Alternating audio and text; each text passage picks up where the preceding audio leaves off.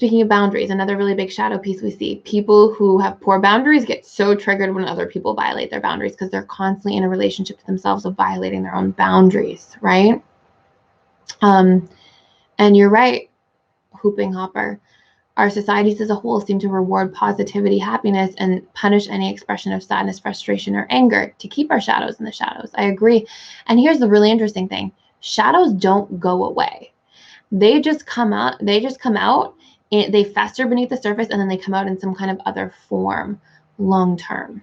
So it's really important to recognize as well.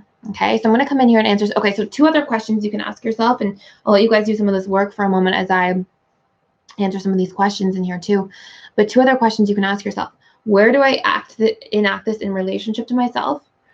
Where do I enact this in relationship to other people in my life? Okay, because a trait that we have repressed, we often don't have room. The things we haven't accepted in ourselves, we often don't have room for them in other people. It's not always the case, but it often is.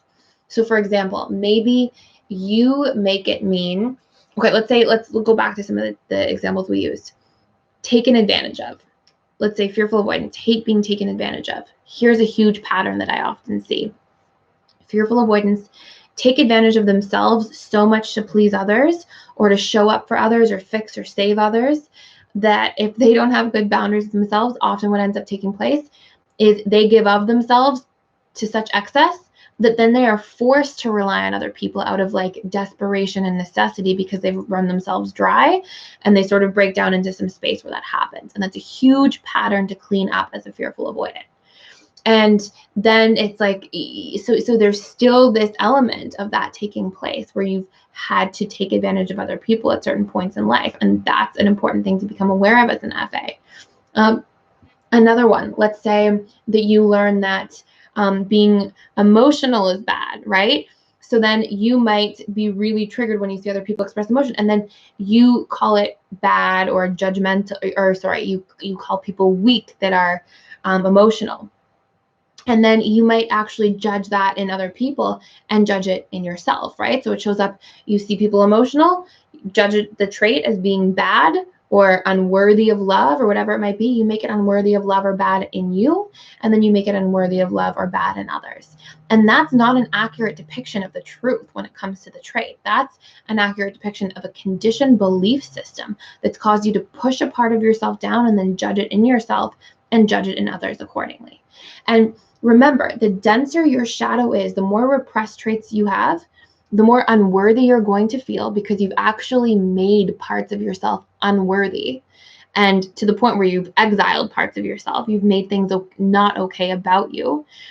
You are more likely to struggle with shame. You are like 10 times, I'm making up a number here, but you are significantly more likely to struggle with rejection. Because when somebody rejects you outside of you, it's going to hurt in direct relationship to how much you're rejecting parts of yourself inside of you. Okay. We've talked about, Rachel's asked a question here before, and we've chatted about this, how like if somebody says if I come up to somebody and I say, okay, you're a purple monster, it doesn't matter how many times I say you're a purple monster. It's never really going to hurt you unless some part of you believes actually that you're a purple monster. And the reason that it's not going to feel rejecting when somebody says that to you is because there isn't a part of you that woke up this morning and got out of bed and is like, oh my gosh, I hope people don't think I'm a purple monster today. You don't have that belief anywhere about yourself, or whatever neutral thing you can think of, right? But if you think that you are not smart enough or not funny enough, and then somebody says that to you, it's really going to hurt, and it's really going to feel like rejection because it reflects to you something unhealed in your relationship to yourself.